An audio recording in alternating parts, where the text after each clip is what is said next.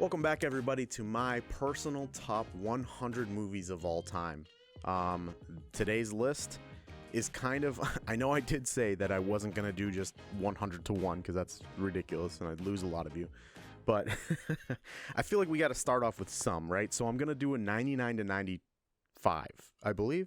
I don't even know when I'm recording when I do these things. I'm doing a 99 to 95. Just to give you a taste of what this is going to probably be like. And these were tough. Like I said, when I was making this list, I would put them together. And then I was like, all right, let me start with this one. And then a couple times, like I remembered a few. Like I told this to a couple close friends, and they actually kind of helped me out a lot with this list where they brought up some movies that I might have forgotten about. One in particular that's like really high on my list that I completely overlooked. So in doing so, I had to push some movies. I had to come back to them. I was really like, okay, well, I want to include this movie. I don't want to include these movies. So what I did was I made an honorable mentions list, which that'll be a future video. But yeah, it was tough to push movies. And this one I'm really glad though. Number 99 is Secondhand Lions. This is one of those movies that I saw it when I was younger, and it immediately had an impact on my life. And that's a lot of the movies on this list are kind of like that. There's a little bit of a nostalgia. You go back and you maybe watch them with like, a different lens when you're an adult, and you might think, okay, I didn't really like that. Not so much with this movie. I actually just recently watched it, and I loved it. It's such a good coming of age tale that, I mean, it's Michael Caine, Robert Duvall, young Haley Joel Osment. Like it's just a great feel good movie that I feel like it might be one of the movies that, coming from Django at number 100 to this, I think some people might have slept on this one. I don't know if a majority of people have seen it. It's really, really good. It's got a very Forrest Gump vibe to it, kind of. It's just a really fun, like, small adventure movie that you can really enjoy, and I would highly recommend it. I mean, if I had put this list together after I rewatched it, it might even actually be higher up on the list, which is strange. Moving on, we're going with number 98 is One Who Flew Over the Cuckoo's Nest. Now, as somebody, it's one of those movies that I've always heard of. I hadn't watched it until I was probably almost 30. And then working in the mental health field, I felt like maybe I should watch this movie because it pops up on a lot of people's like top 100 lists. It's a lot different watching it from a mental health professional point of view. Facilities aren't run like that anymore, but it paints this fun picture, and it's from the 70s. I should probably have the info for the movies pulled up when I'm looking these things up, right? 1975. So this was like the cutoff. This was the cutoff movie that I made.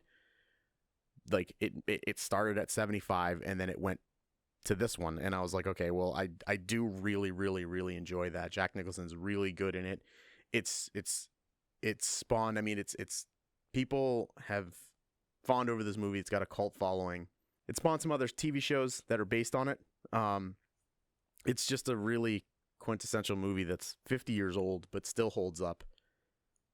And again, it might be a movie that slipped by some radars, and I suggest that you go back and watch it if you have a chance to. I definitely think you should make time for it. Specifically, making time for a movie. Number 97 is Apocalypse Now. Now, this is probably the most controversial movie on my list. There's like accompanying documentaries explaining how crazy it was that this movie actually even got made. It's like, this is a wild movie. Marlon Brando showed up like overweight and didn't learn his lines, so he was like junk, which shows, and it changes the way the movie was written to how it's directed. Super lengthy edits. There's like 4 versions of this movie. They moved it because it was off budget. They moved it away. Like it was filmed in Vietnam. No, it was filmed in provinces like where filming customs were completely different than they are in the United States. There's actually a scene where they like sacrifice an ox, and it's real, which is, I didn't know that going into it. So the first time I watched this years and years ago, I was like, that looks surprisingly real. looks way too real for a movie that was made in 1979. Like, how does that look so real? And then you find out that it is real.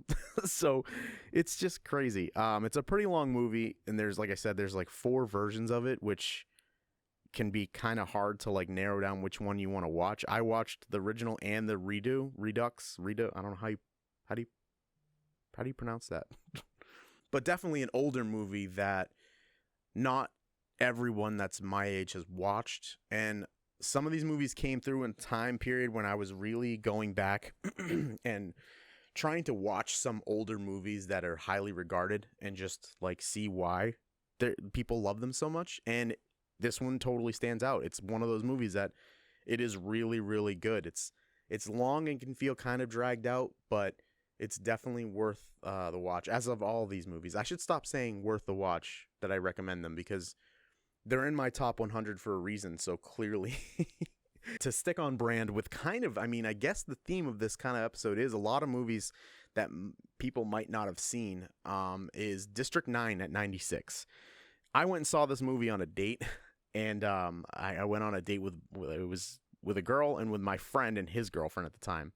And it's funny because I hadn't really ever gone to the movies and seen a movie with someone who shares just completely different likes in movies. Because this movie, I feel like you either love it or you don't care for it at all. And these people were in the latter half. And it was really weird because I came out of it like, holy crap, Charlton Copley was amazing. Like, this was a freaking awesome movie. And they were just like, that was terrible. What are you talking about? That was an awful movie.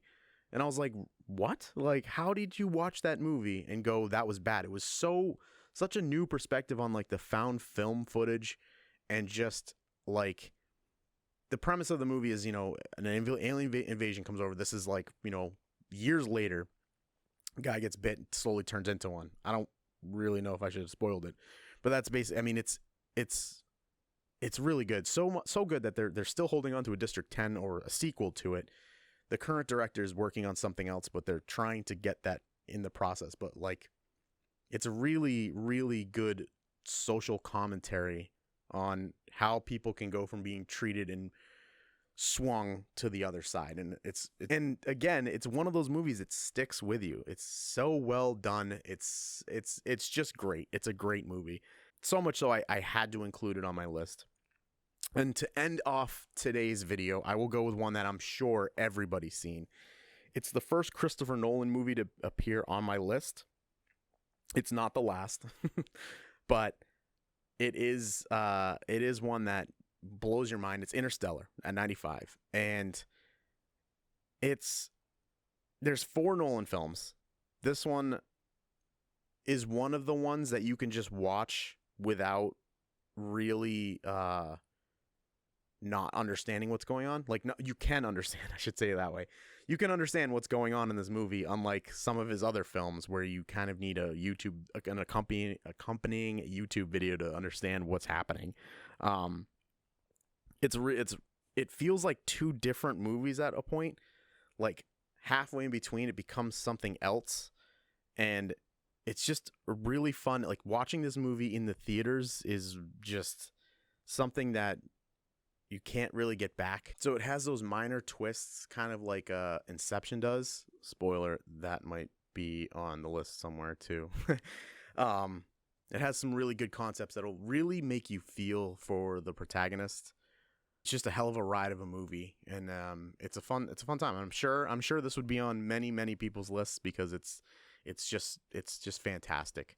All of these movies are fantastic. Clearly, they're on my top 100s, and that's just the beginning chunk of them. Like I said, I didn't want to do these videos just 1 to 100 or 100 to 1 because I feel like it could get stale and boring.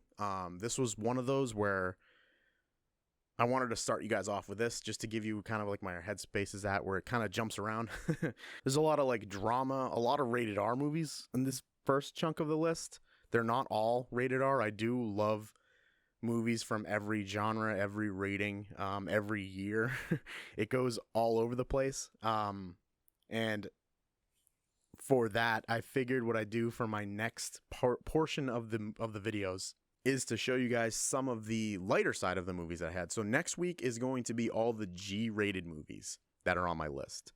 They bounce around. They go from, you know, the top to the bottom to the middle.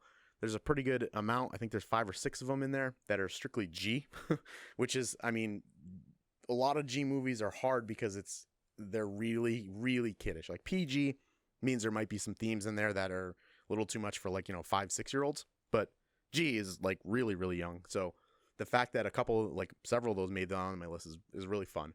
And that's one thing that I just learned from making this list. So that'll be next week's video. That was this one. I'll put them up above me. I don't know how Future Me edits these videos. I haven't even thought of that yet. But there's the list. I'm actually also going to be sharing a doc where you can keep up with this list too. It'll be probably pinned to the top of the page, the Mike Dags Reviews page. I forgot to add that. If you guys would like to go, just give that a like, give the YouTube video a like. That would help out a ton with the engagement for the videos. I know everybody begs for like, smash that subscribe button, but seriously, as long as you guys are checking this out and getting something from, I really enjoy it. So thank you guys for checking out this one. I will see you next week with all the G movies on my list, and I'll see you guys in the next one. See you.